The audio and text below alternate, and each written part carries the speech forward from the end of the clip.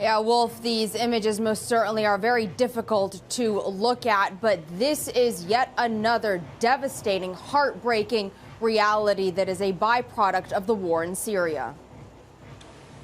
Amid the utter devastation caused by weapons of war, there is another killer working silently amid the chaos. Its first victims, the most vulnerable. In this video uploaded to YouTube by opposition activists, 2.5-year-old Ibrahim struggles for life. His body can't take solid food. It can only digest milk, but there isn't any for him. Through Skype, we reached Dr. Abu Samir in Syria, the pediatrician who treated Ibrahim. There are many illnesses we are confronting because of an absolute absence of food, Dr. Samir explains.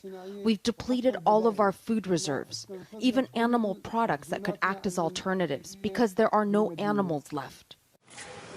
Most of the residents of Mu'addamiyat al-Sham, just to the southwest of Damascus, have long fled. But among the 15,000 who remain, an estimated 5,000 are children. Under siege now for months by regime forces, cut off from all aid. For us, the fact that reports keep coming in from the area indicating the large needs inside, indicating that people are dying because they don't have medical supplies, people are dying because they don't have food supplies, they don't have, as you mentioned, probably the necessary staples as well, is a serious cause for concern.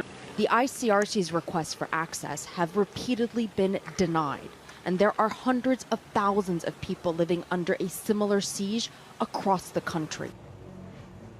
Arwa, it's an amazing situation. There's a U.S. red line preventing Syria from using chemical weapons against its own people, but apparently no red line as far as all the other disasters that have been unfolding, including the starvation and death of these children.